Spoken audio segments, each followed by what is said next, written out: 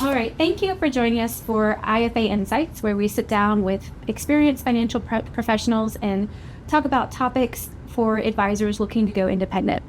Today, we have Stephen Ferrell.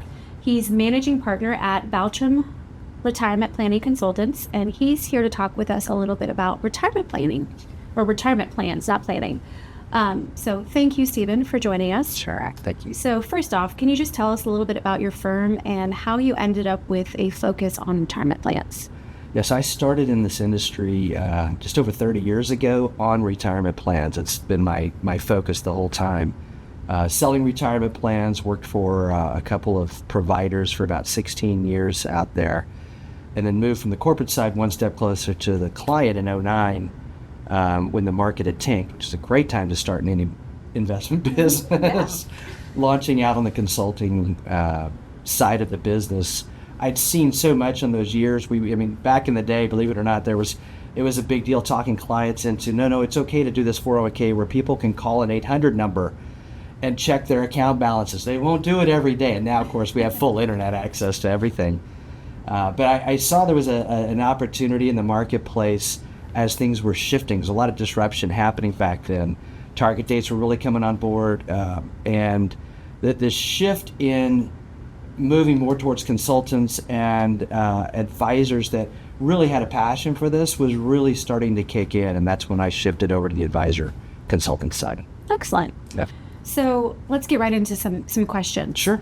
What do you think are the most common misconceptions advisors have when they think about working with retirement plans?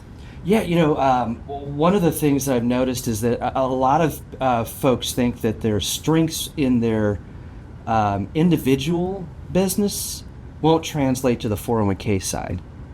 So what the planning work and everything that so many advisors are fantastic at, it actually has a lot of translation over to the 401k side.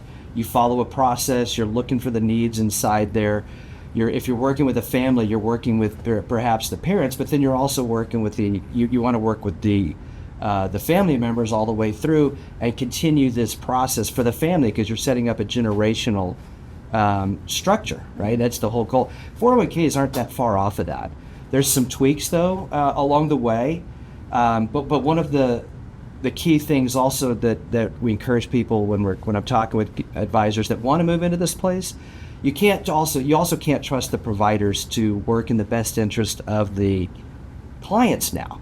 Not that they won't, but they have a different interest now with all the fee compression. You have to be diligent. So when I think about the marketplace, it's kind of dual focus. In the past, there were providers you could hand things off to, and they would just take it and run from there. Now the advisor has to be involved a little bit more, pay attention to it, ask the questions. Does this make sense truly for the participant, or is this just another revenue generator for the provider? So it's kind of dual-fold, but a lot of the skills that most advisors have in dealing with families and individuals, it actually translates well into the 401k space. Excellent. That's good to know. So you just talked about fee compression. I think that's a great segue into my next question, which is about the Department of Labor and all of the recent regulation that they've put out in the last few years. How's that changed the way you're doing business? So it's interesting because it's actually separated the industry a little bit. There's two different groups of advisors, consultants in the industry. There are those who are functioning in the 321 and 338 space, and those who are functioning in the kind of the brokerage space. Almost all of those guidelines that came out from the Department of Labor were really focused on those functioning in the brokerage side. If you sell a 401k plan and you have it go under your Series 6 license, anyone who's operating as a 321 or a 338 fiduciary really has been no change. You're already doing the due diligence. You're already used to it. Even if you're doing family practice or individual practice, high net worth, you're already doing an annual review at a minimum. You're already doing everything in the best interest of the client. If you're choosing investments, you're usually choosing the cheapest cost investments with a fee. All of those things are what people who are doing 321, 338 are doing anyway. Mm-hmm. It really had to do with people who are functioning and doing 401k plans in the brokerage side of that. If you're functioning as a 321 or a 338 on a rollover IRA, you're already doing those steps anyway. So anyone who is functioning in that space, which is one of our specialties, here especially, is functioning in that space. It really wasn't much of a change. It was kind of okay. Yeah, be a fiduciary. Yeah. And you're going to be okay. That's it. Yeah. Best interest of the client. Okay. That's what we do already. So. Excellent. Yeah. So thinking again towards that advisor maybe looking to put a foot into retirement planning space, are there any designations that help you stand out in that space? I've seen several of them, and years ago we actually took a designation and built out a sales program with it when I was still on the corporate side. So I've seen these from the inside and the outside. The one that really stands out is the AIF, Accredited Investment Fiduciary. It was a bunch of fiduciaries that came together and put this thing together. One of the things I like about it, this is going to sound crazy, especially for those of us in the industry, their continuing education, their CE is really good. You actually want to do their CE. When has anyone ever said that in any industry?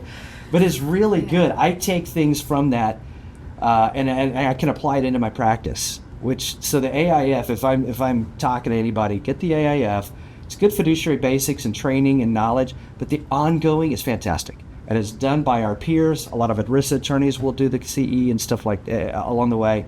It's really good. It's a good long-term one. I can officially say that's the first time I've heard somebody say they're enjoying their CE. Absolutely. That's it. I actually look forward to doing it. It's not a lot. There's not a whole bunch, like 6 hours, nothing major, but I will tell you, I have taken a lot of that CE and I've actually applied it into the meetings with clients. Wow. Yeah. Awesome. All right. So last question. Yeah. If we've got that advisor that's looking to either grow their business specifically towards retirement plans or start that as a line of business, what tips and tricks would you give them for getting started?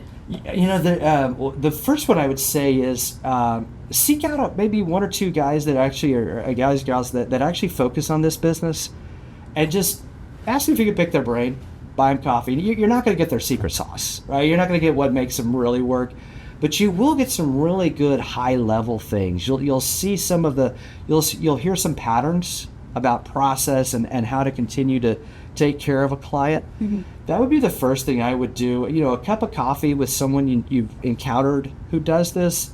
Most people are willing to give back in. Again, you're not going to get the deep things in there, but you will definitely get that. From there are some really good training organizations out there.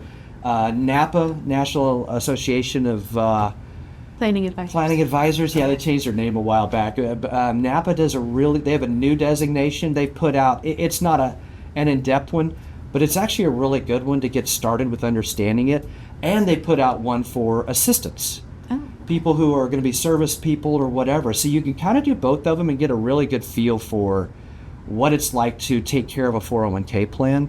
So both of those could be helpful. It's not going to be in-depth. It's not the AIF. But for just stepping into it, it could be an easy, low impact, low time involvement way of really getting a feel for the 401k space and what it would take to really step into this marketplace. Thanks. Great advice. Yeah. Well, Stephen, we appreciate your time. Thank you for sharing your expertise with us. Thanks for asking. And for those of you out there, if you enjoyed today's content, please subscribe to our channel. Thank you. Thanks.